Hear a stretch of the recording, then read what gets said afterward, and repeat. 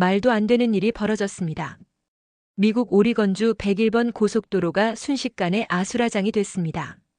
차량들이 미끄러지며 연쇄 추돌했고 운전자들은 비명을 지르며 차에서 뛰쳐나왔습니다. 도로 위는 끈적한 점액질과 정체불명의 생명체로 뒤덮였고 소방대원과 경찰이 긴급 출동했지만 아무도 이 끔찍한 상황을 통제할 수 없었죠. 도로 한복판에서 꿈틀거리는 생물들, 차창을 타고 기어오르는 점액투성이의 형체.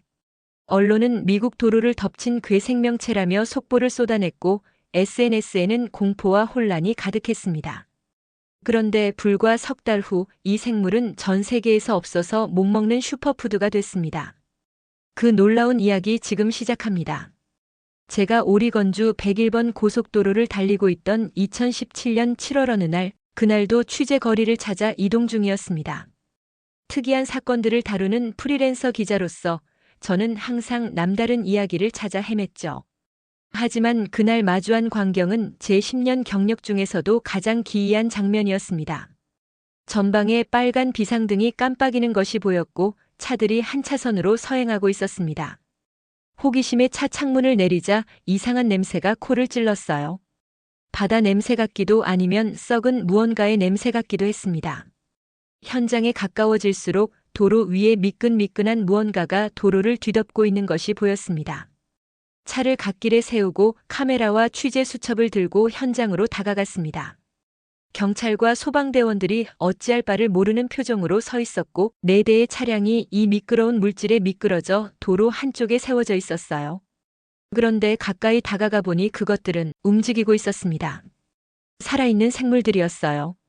대체 이게 무슨 일입니까? 제가 현장을 지키고 있던 경찰관에게 물었습니다.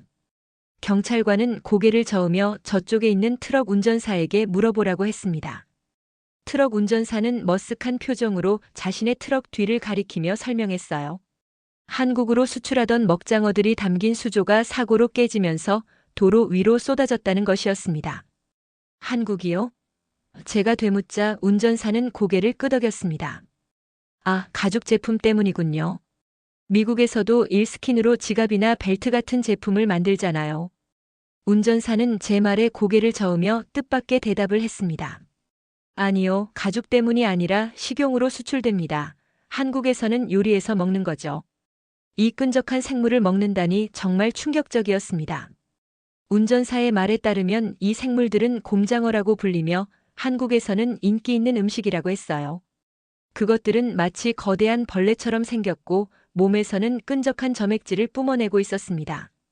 취재를 위해 휴대폰을 꺼내 사진을 찍기 시작했죠. 도로 위에서 꿈틀거리는 수백 마리의 곰장어들, 그리고 그것을 처리하기 위해 애쓰는 현장 요원들의 모습을 담았습니다. 그중 한 명이 곰장어를 집으려다 손에서 미끄러지자 주변 사람들이 웃음을 터뜨렸어요. 웃기면서도 기괴한 상황이었습니다. 이 생물들은 대체 무엇이고 왜 한국인들은 이것을 먹는 걸까요? 문화적 차이가 만들어내는 식습관의 차이라 하더라도 이렇게 끈적하고 기괴한 생물을 어떻게 음식으로 받아들일 수 있는지 궁금했습니다. 트럭 운전사에게 더 자세한 이야기를 들었습니다. 곰장어는 미국 서부 해안에서 잡히지만 대부분 한국으로 수출된다고 했어요. 미국인들은 먹지 않고 낚시용 미끼로만 사용한다고 합니다. 현장을 떠나기 전 저는 마지막으로 한 번 더 그 기이한 광경을 바라보았습니다. 그저 특이한 교통사고로 끝날 수도 있는 이 사건이 저에게는 문화적 호기심을 자극하는 시작점이 되었습니다.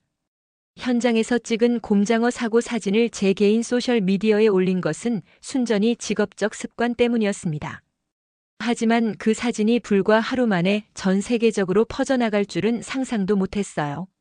제 계정 알림이 쉴 새 없이 울렸고 팔로워 수는 기하급수적으로 늘어났습니다. 이걸 먹는다고 한 팔로워가 댓글을 남겼습니다.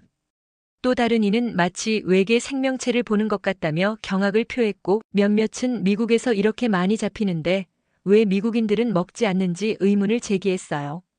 댓글들이 수천 개 달리면서 문화적 차이에 대한 열띤 토론으로 번져갔습니다.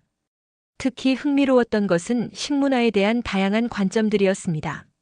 서구인들이 에스카르고 달팽이 요리나 블루치즈는 먹으면서 왜 곰장어는 혐오스러워하는지 문화적 편견에 대한 논쟁도 뜨거웠어요.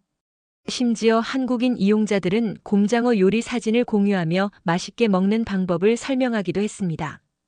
이틀째 되는 날 여러 온라인 매체에서 제 게시물을 인용하기 시작했습니다. 지역 뉴스에서 시작해 전국 방송까지 곰장어 사고는 재미있는 일화로 소개되었어요. 하지만 단순한 웃음거리가 아닌 문화적 차이에 대한 진지한 담론으로 발전하고 있었습니다. 사무실에 출근하자 동료들이 모두 제 소셜미디어 성공에 대해 이야기했습니다. 대부분은 농담 삼아 인터넷 스타라며 놀렸지만 편집장 마이클은 다른 시각으로 바라보고 있었어요. 그는 저를 자신의 사무실로 불렀습니다. 에릭, 자네 게시물이 꽤 화제가 되고 있더군. 마이클은 컴퓨터 화면을 돌려 제 게시물의 조회수와 공유 횟수를 보여주었습니다. 그리고 몇몇 대형 매체에서 곰장어와 한국 음식 문화에 관한 기사가 나온 것도 함께 보여주었어요. 이건 단순한 사고 기사가 아니야. 문화적 현상이지. 어떻게 생각해? 제가 고개를 끄덕이자 마이클은 의자에 등을 기대며 제안했습니다. 한국에 가서 직접 취재해보는 건 어떻겠나? 왜 그들만 이걸 먹는지, 어떤 의미가 있는지 깊이 있는 문화 탐구 기사로 발전시켜보는 거 어때? 순간 가슴이 뛰었습니다. 해외 취재는 처음이 아니었지만 아시아는 가본 적이 없었어요. 게다가 이런 독특한 문화 현상을 직접 체험할 기회라니. 언제까지 기사를 원하세요? 제가 물었습니다. 마이클은 이 주제가 단발성 기사가 아니라 연재물로 발전할 가능성이 있다고 했어요. 첫 번째 기사는 한국 도착 후 일주일 안에, 그리고 취재 결과에 따라 시리즈로 이어갈 수 있다고 했습니다. 어떻게 생각하나, 에릭? 이 기회를 놓치고 싶지 않을 텐데. 망설일 이유가 없었습니다. 저는 흔쾌히 승낙했어요. 이제 곰장어를 따라 한국으로 가는 여정이 시작되었습니다. 소셜미디어의 폭발적인 반응과 편집장 마이클의 제안 이후 저는 바로 한국행 준비를 시작했습니다. 이번 취재는 단순한 교통사고가 아니라 문화적 탐험이 될 것이라는 생각에 설렙니다.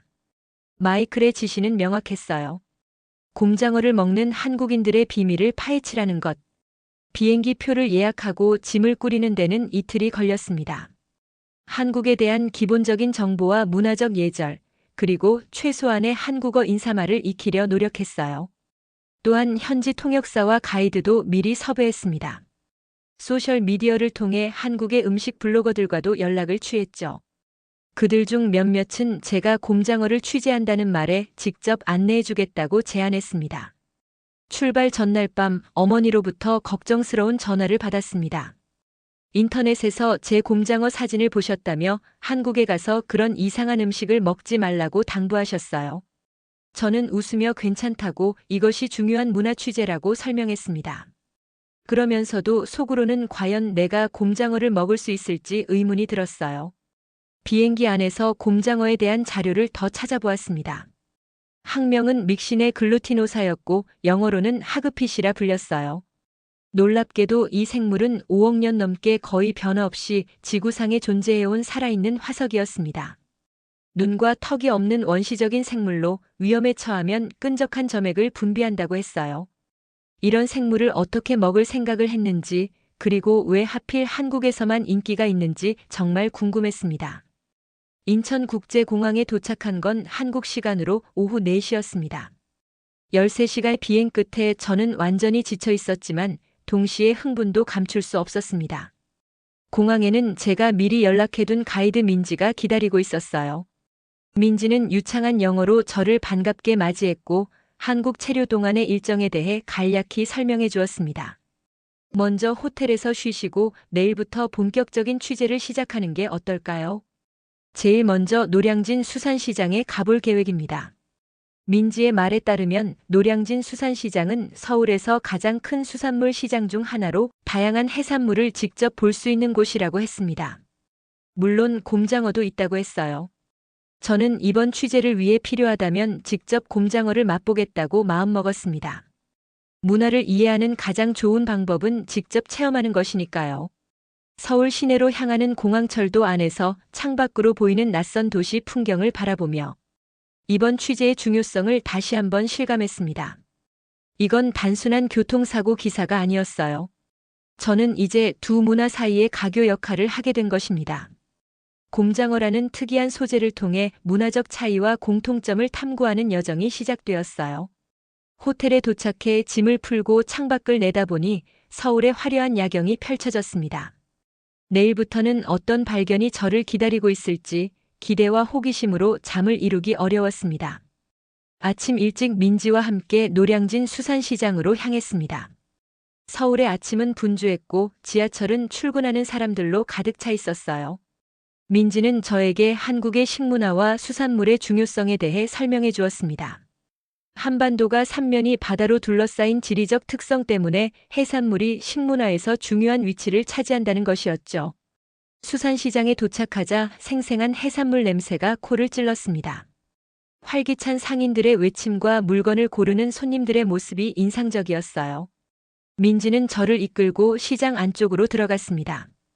다양한 종류의 생선, 조개, 문어, 그리고 저에겐 낯선 여러 해산물들이 눈앞에 펼쳐졌어요. 그리고 마침내 찾았습니다. 커다란 수조 안에서 꿈틀거리는 곰장어들. 오리건 고속도로에서 봤던 그것들과 같은 생물이었지만 여기서는 누군가의 식탁에 오를 음식으로 진열되어 있었어요. 상인은 손님이 고르면 능숙하게 곰장어를 잡아 손질하고 있었습니다. 직접 맛보시겠어요? 민지가 물었습니다. 순간 망설였지만 취재를 위해선 꼭 필요한 경험이라고 생각했습니다. 민지의 도움으로 시장 안에 있는 작은 식당으로 갔어요. 그곳에서 우리는 직접 고른 곰장어를 요리해주는 서비스를 이용했습니다. 요리사는 살아있는 곰장어를 능숙하게 손질한 후 불판 위에 올렸습니다. 그 순간 예상치 못한 일이 벌어졌어요. 펑! 하는 소리와 함께 불길이 솟아올랐습니다. 깜짝 놀라 뒤로 물러섰지만 주변에 있던 한국인들은 마치 예상했다는 듯이 박수를 치며 환호했어요. 이것은 곰장어의 특별한 매력입니다. 민지가 설명했어요. 지방이 많아서 불판에 올리면 불꽃이 튀어요. 그래서 불쇼라고도 부르죠. 옆 테이블에 앉아있던 노인이 우리 쪽으로 몸을 기울였습니다. 민지가 통역해 주었어요. 그 노인은 한국 전쟁 당시 어린 시절을 회상하며 이야기했습니다. 음식이 부족했던 시절, 사람들은 먹을 수 있는 것은 무엇이든 먹어야 했고, 곰장어는 구하기 쉬운 단백질 공급원이었다고 했어요. 이건 단순한 음식이 아니라 문화야. 노인의 말을 민지가 번역했습니다. 전쟁 때 우리는 아무거나 먹어야 했지. 곰장어 덕분에 살아남은 사람도 많아. 음식이 준비되었습니다. 불판 위에서 구워진 곰장어는 생각보다 평범해 보였어요. 갈색으로 구워진 고기 같았습니다. 민지의 안내에 따라 상추에 곰장어 한 조각과 마늘, 고추, 된장을 함께 싸서 입에 넣었습니다. 첫 맛은 예상과 달랐습니다. 끔찍할 거라 생각했는데 쫄깃한 식감과 생각보다 담백한 맛이었어요. 물론 처음 접하는 사람에겐 익숙하지 않은 맛이었지만 혐오스럽지는 않았습니다. 오히려 계속 먹게 되는 중독성이 있었어요. 식사를 하는 동안 주변의 한국인들과 대화를 나눴습니다. 민지의 통역 덕분에 그들의 이야기를 들을 수 있었어요. 곰장어는 단순한 음식이 아니라 한국인들의 생존력과 강인함을 상징하는 문화적 아이콘이었습니다. 특히 부산과 같은 남부 지역에서는 오랜 전통 음식으로 여겨졌고 건강에 좋다는 믿음도 강했어요. 식사를 마치고 나오면서 곰장어가 한국인들에게 단순한 해산물이 아니라 역사와 문화가 담긴 특별한 음식이라는 것을 깨달았습니다. 그리고 그 맛을 직접 경험한 지금 미국인들이 왜 이것을 먹지 않는지에 대한 의문보다는 왜 한국인들이 이것을 특별하게 여기는지 더 깊이 이해하게 되었어요. 곰장어 맛의 놀라운 발견 이후 저는 취재의 방향을 더 과학적인 측면으로 확장하기로 했습니다. 민지의 도움으로 서울대학교 식품영양학과의 김정호 교수를 만날 약속을 잡았어요.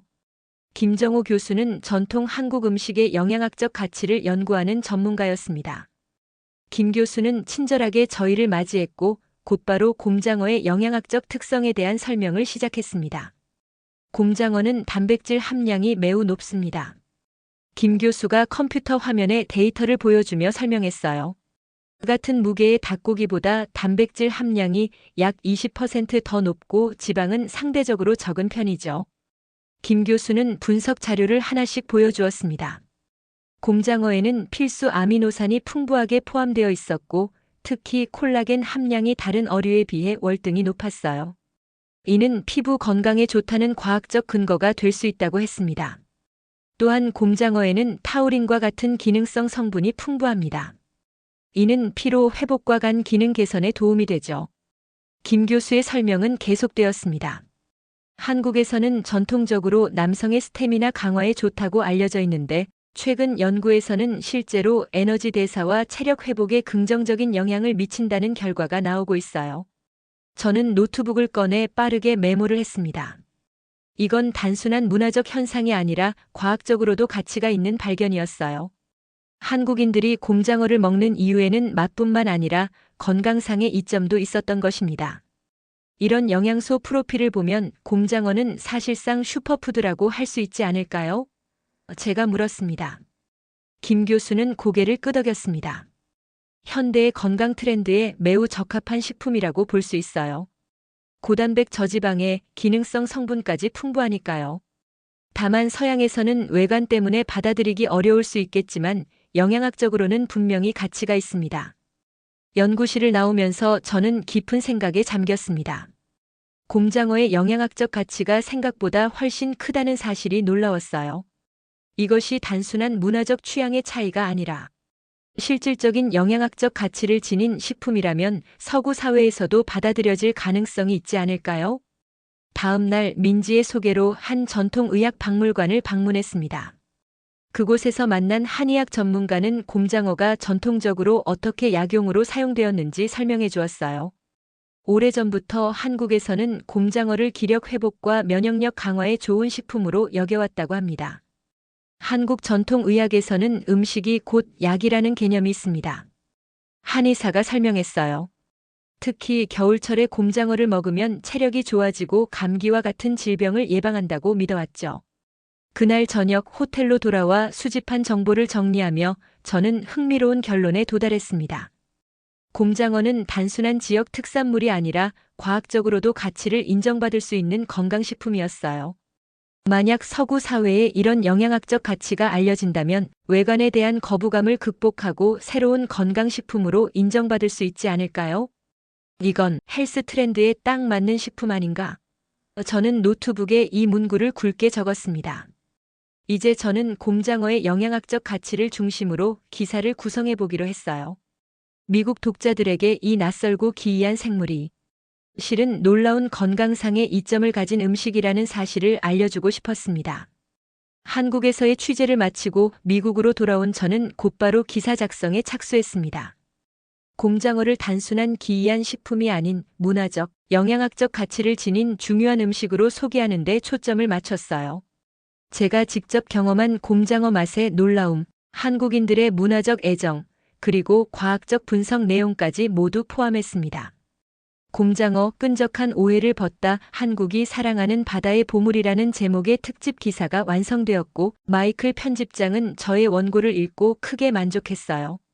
저의 기사는 온라인판과 인쇄판 모두에 실리게 되었고 표지에도 곰장어 사진이 크게 실렸습니다. 기사가 발행된 첫날부터 반응은 폭발적이었습니다.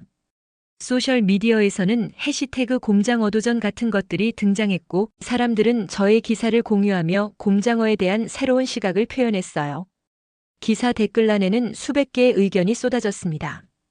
인기 헬스 트레이너인 제이슨 밀러는 자신의 팔로워 100만 명에게 제 기사를 공유하며 이렇게 말했습니다. 이것은 우리가 놓치고 있던 차세대 슈퍼푸드가 아닐까요? 고단백, 저지방, 풍부한 콜라겐. 외관만 극복한다면 완벽한 보디빌딩 식품입니다. 유명 셰프들도 관심을 보였습니다. 미슐랭 스타 셰프 로버트 그린은 트위터에 곰장어를 활용한 새로운 요리를 개발해보겠다고 선언했어요. 음식 탐험가들과 모험을 즐기는 젊은 층 사이에서는 곰장어 맛보기가 일종의 도전이 되기 시작했습니다. 기사가 발행된 지 일주일 만에 마이클 편집장이 저를 다시 불렀습니다. 그는 제 기사가 그 달에 가장 많이 읽힌 기사가 되었으며 다른 매체에서도 곰장어에 대한 후속 기사를 내고 있다고 알려주었어요. 심지어 몇몇 방송사에서는 저에게 인터뷰 요청이 들어오기도 했습니다. 에릭, 자네가 문화적 현상을 창조해냈어. 마이클이 웃으며 말했습니다. 이제 곰장어에 대한 후속 기사를 시리즈로 이어갔으면 해. 다음은 어떤 측면을 다룰 계획인가?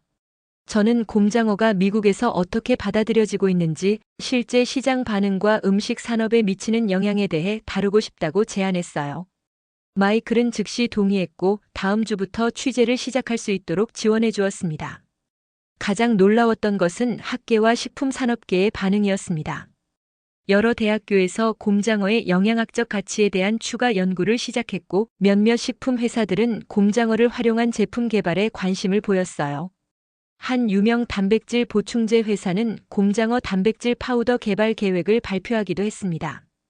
언론인으로서 저는 제가 단순히 기사를 쓴 것이 아니라 문화적 인식의 변화를 이끌어내고 있다는 사실에 큰 보람을 느꼈습니다. 한국에서만 알려졌던 곰장어의 가치가 이제 세계적으로 인정받기 시작하고 있었어요. 기사 발행 후 2주 만에 저는 오리건주 연안 어부들에게서 연락을 받았습니다. 그들은 갑자기 늘어난 곰장어 수요에 대해 이야기하고 싶다고 했어요. 예전에는 대부분 한국으로 수출되거나 낚시 미끼로만 사용되던 곰장어가 이제는 미국 내에서도 수요가 생겼다는 것이었습니다. 취재를 통해 만났던 사람들, 경험했던 맛, 그리고 그것이 가져온 변화를 생각하니 저절로 미소가 지어졌습니다. 제가 처음 도로 위에서 끈적거리는 생물을 보고 혐오감을 느꼈던 그 순간이 지금은 마치 다른 삶의 이야기처럼 느껴졌어요. 곰장어가 미국에서 인기를 얻기 시작한 지 6개월이 지났습니다. 그동안 저는 이 놀라운 문화 현상을 지속적으로 취재해왔어요. 이 현상이 얼마나 넓게 퍼져가고 있는지 더 깊이 이해하기 위해 다양한 도시의 레스토랑과 식품 산업 관계자들을 만났습니다. 뉴욕의 고급 레스토랑 블루 오션에서는 미슐랭 스타 셰프 마크 존슨이 곰장어를 활용한 새로운 메뉴를 선보였습니다. 그는 프랑스 요리 기법을 접목해 곰장어의 맛을 한층 더 세련되게 재해석했어요. 처음에는 의심스러웠지만 곰장어는 놀라운 식재료입니다.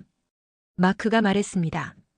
식감은 장어와 비슷하지만 더 쫄깃하고 맛은 더 깊고 풍부해요. 시카고의 한 유명 헬스클럽에서는 곰장어 파워 식단이 인기를 끌고 있었습니다.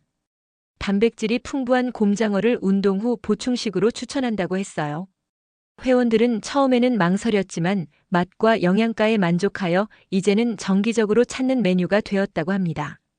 오리건으로 돌아가 지역 어부들을 만나보니 그들의 인식과 비즈니스 방식이 완전히 달라져 있었습니다.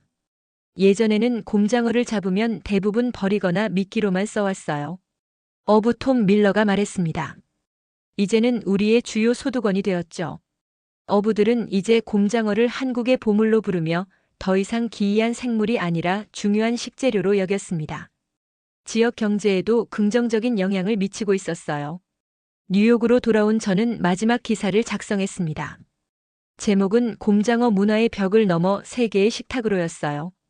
이 기사에서 저는 곰장어가 어떻게 한국에서 태어나 세계로 뻗어나가고 있는지, 그 과정에서 어떤 변화와 적응이 일어났는지 상세히 기술했습니다. 취재를 마무리하며 저는 작은 동네 한식당을 찾았습니다. 메뉴판에는 이제 당당히 곰장어 구이가 적혀 있었어요. 음식이 나왔을 때 저는 곰장어를 바라보며 미소를 지었습니다. 오리건 고속도로에서 시작된 이야기가 이제는 세계적인 현상이 되었다는 사실이 놀라웠어요. 한국의 독특한 식문화에서 시작된 이 취재는 저에게 큰 깨달음을 주었습니다. 문화적 편견이 얼마나 우리의 시각을 좁게 만드는지, 그리고 그 편견을 넘어섰을 때 얼마나 풍요로운 발견이 기다리고 있는지 말이죠. 곰장어를 계기로 앞으로도 한국의 다양한 문화와 전통에 대해 더 깊이 있는 취재를 이어갈 계획입니다. 제 얘기는 여기까지입니다. 이번 영상을 어떻게 생각하시는지 댓글로 의견을 남겨주세요. 영상이 재밌으셨다면 좋아요, 구독 부탁드립니다. 더 놀라운 소식을 소개해드리는데 큰 힘이 됩니다. 시청해주셔서 감사합니다.